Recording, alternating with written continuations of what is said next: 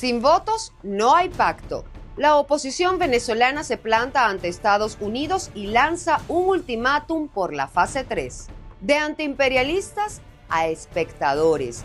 El impacto del operativo del Comando Sur en la Fuerza Armada Nacional Bolivariana. La trama de Zapatero pica y se extiende. Orden de captura internacional contra venezolano dueño de Plus Ultra. Les contamos. Amigos, gusto en saludarlos este martes 26 de mayo de 2026. En nombre de todo el equipo de Impacto Venezuela, les doy la más cordial bienvenida a nuestra emisión matutina de noticias. Soy Mildred Manrique, comenzamos.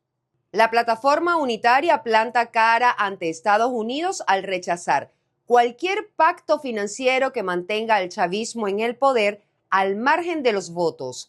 Líderes opositores advierten que la ruta electoral es innegociable, desatando fricciones con su principal aliado internacional. Quique Frías con los detalles.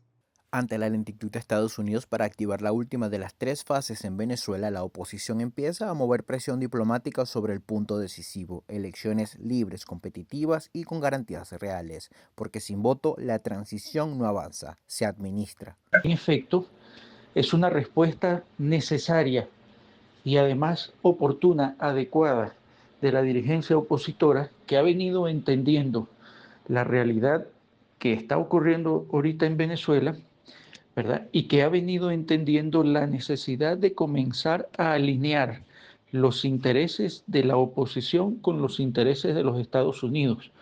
Es decir, buscar el punto de equilibrio necesario.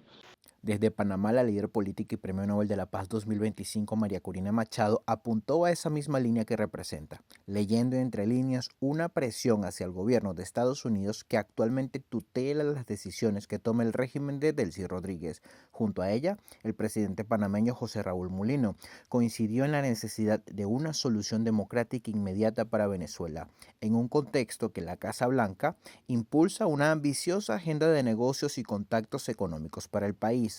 ¿Washington está preparando el paso 3 o está alargando una transición administrada con Delcy Rodríguez al frente? Con esta presión, con estos movimientos, el ente que tutela se está dando cuenta y está acelerando algunas modificaciones, algunos pasos que van encaminados para la reactivación definitiva de este proceso de transición lo antes posible. En un tono un poco más frontal y directo, el dirigente en el exilio y expreso político Leopoldo López criticó que no exista claridad sobre la transición en Venezuela a más de 4 meses de la detención y extracción de Nicolás Maduro. Por su parte, Ramón Guillermo Aveledo, exsecretario general de la Mesa de la Unidad Democrática e importante voz opositora, coincidió en que el país comenzará realmente la transición cuando se celebren comicios presidenciales. Pues para que haya transición tiene que haber elecciones, pero para que haya elecciones tiene que empezar la transición. Eso es un proceso.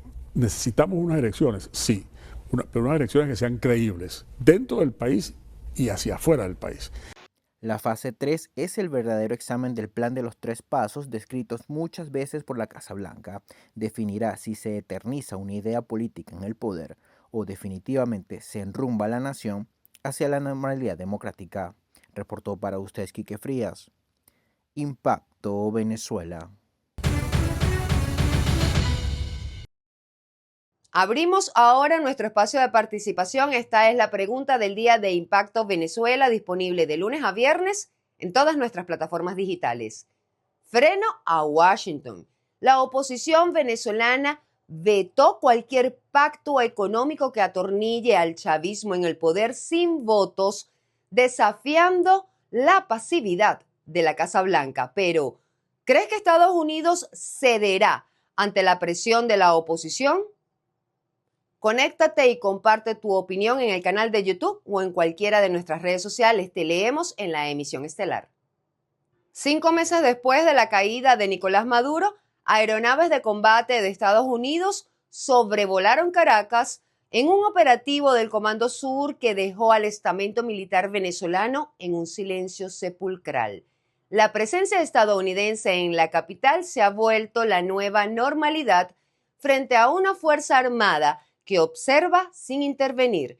Juliana Palmar nos revela el alcance de esta estrategia estadounidense. Para muchos militares venezolanos, la escena era impensable hace apenas meses. 2 aeronaves Osprey del Comando Sur de Estados Unidos aterrizando en Caracas, escoltadas por organismos venezolanos y sin una sola reacción pública del alto mando militar. Ni el ministro de la Defensa Gustavo González López, ni las Fuerzas Armadas Bolivarianas de Venezuela emitieron comunicados. El silencio contrastó con años de discursos sobre soberanía, defensa territorial y resistencia frente a Estados Unidos.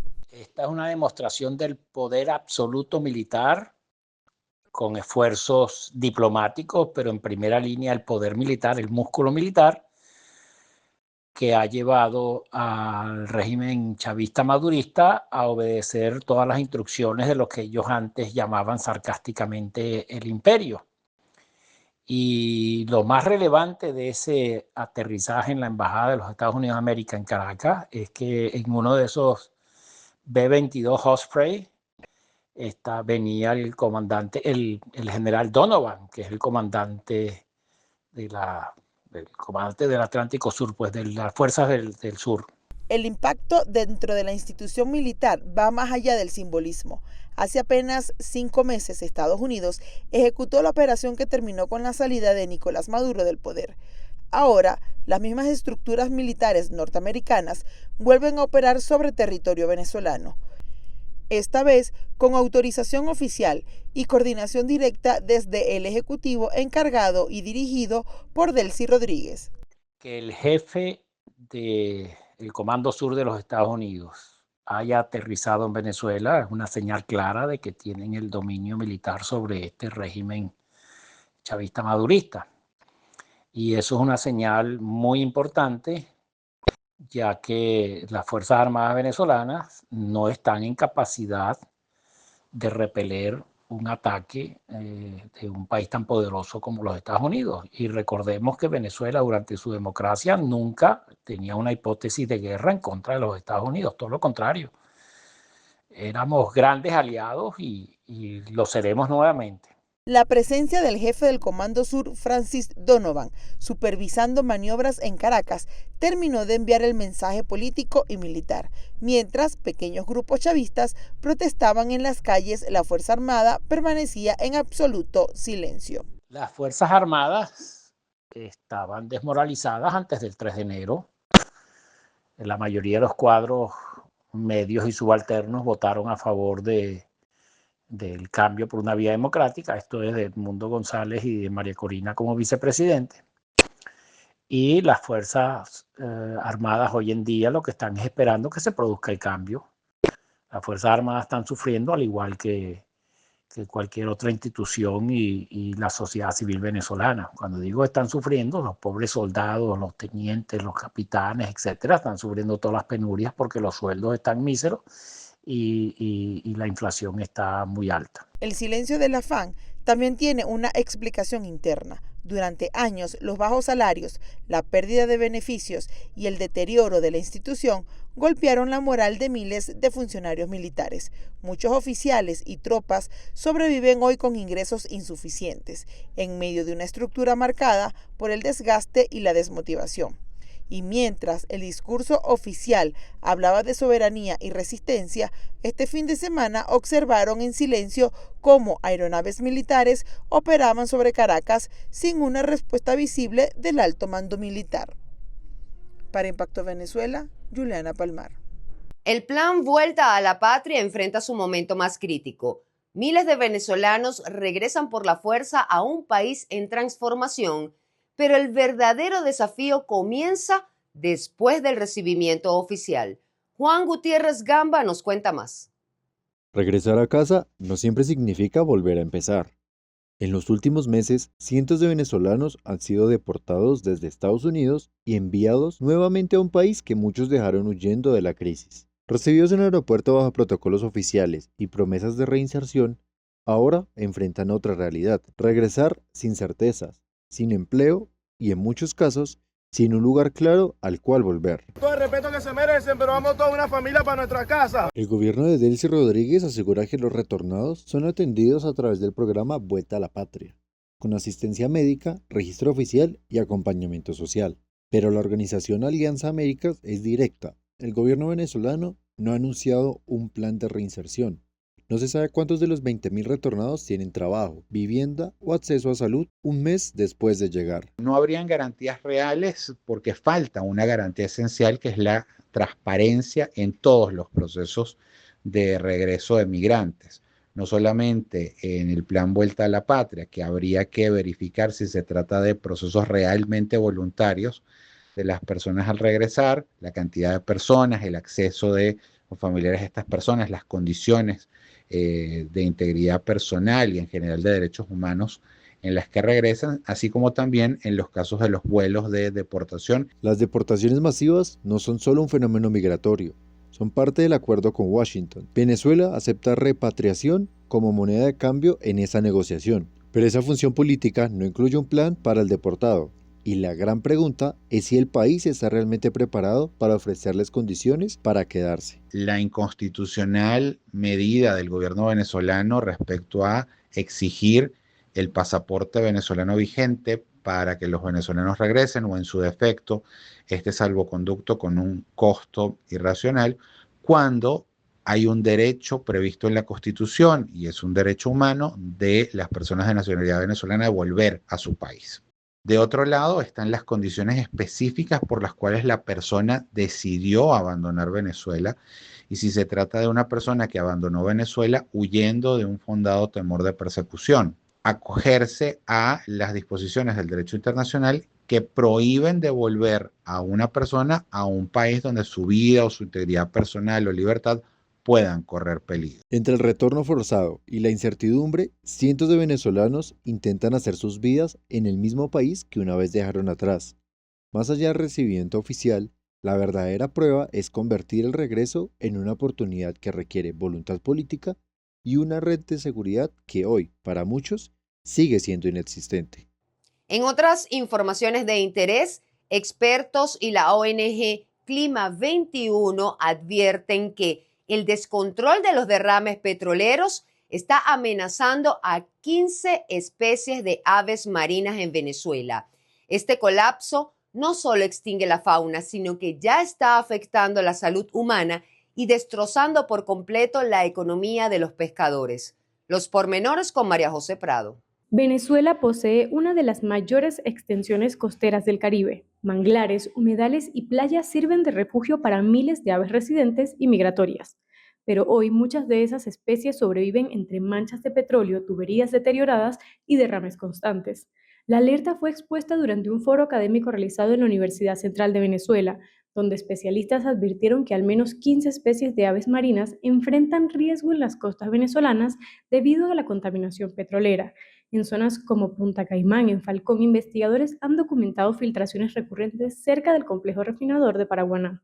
Bueno, la contaminación producida por derrames de petróleo es gravísima, por supuesto, para las aves marinas y costeras, pero realmente para todos los ecosistemas. Es decir, los peces sufren muchísimo. Bueno, los peces sencillamente llegan ciertos niveles de contaminación que mueren.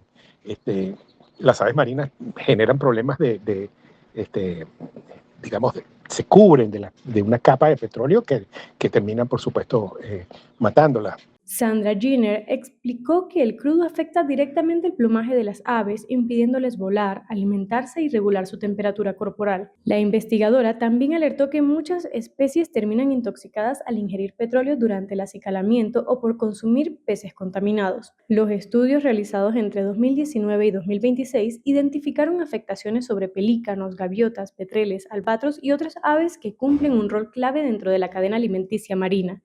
Además, ambientalistas denuncian que no existen monitoreos oficiales posteriores a los derrames, ni programas públicos de rescate y rehabilitación de fauna afectada. Es muy grave, por supuesto, que no hay cifras al respecto. Recordemos que parte del proceso que vive en Venezuela, un proceso de una ideologización, sin sentido y absurda, en la que el Ministerio de Ambiente y Recursos Naturales ahora es Ministerio de Ecosocialismo. Que es muy difícil entender cómo la defensa del ambiente puede ser socialista o no. Es decir, pero paradójicamente, pues justamente han relajado todas la aplicación de las normas. De acuerdo con investigaciones independientes citadas por Alejandro Álvarez, entre 2022 y 2024 se registraron entre 60 y 79 derrames petroleros anuales en Venezuela. Las denuncias de pescadores y comunidades costeras también apuntan al deterioro de oleoductos y estructuras petroleras en zonas sensibles del ecosistema marino. Imágenes satelitales muestran además capas de crudo sobre el agua que reducen el intercambio de oxígeno y afectan la supervivencia de peces, moluscos e invertebrados, pero el impacto no se limita al ambiente. Como que esto realmente es un daño ambiental inconmensurable y una manifiesta incapacidad para generar los mecanismos de mitigación de los impactos del daño ambiental causado por los derrames. Esto fundamentalmente tiene que ver con el grado de precariedad actual que tiene la industria petrolera venezolana. Pescadores del occidente venezolano denuncian problemas respiratorios, irritaciones en la piel y disminución de la actividad pesquera en zonas afectadas por derrames. Mientras tanto, científicos insisten en que la ausencia de controles, monitoreos y respuestas rápidas está acelerando el deterioro de ecosistemas fundamentales para la biodiversidad del país. Porque en las costas venezolanas el petróleo ya no solo deja daños ambientales, también está comprometiendo especies, comunidades y formas de vida enteras. Y esto es Impacto en 60 segundos, las noticias que están dando de qué hablar en solo un minuto. El tiempo corre y nosotros te contamos lo esencial. Cayó la trama de Zapatero, orden de captura internacional contra el dueño de Plus Ultra. La justicia española ordenó detener al empresario venezolano Rodolfo Reyes Rojas por lavado de dinero y el desvío de los 53 millones de euros del rescate de la aerolínea. El escándalo estalla al filtrarse chats secretos que vinculan directamente al expresidente José Luis Rodríguez Zapatero como el presunto operador político detrás de este fraude millonario entre Madrid y Caracas. El fin de la izquierda, la batalla final por la presidencia de Colombia que sacudirá las urnas. La nación neogranadina entra en máxima tensión ante las elecciones de este 31 de mayo. El izquierdista Iván Cepeda lidera los sondeos, pero el derechista Abelardo de la Espriella le pisa los talones con su promesa de mano dura contra el crimen.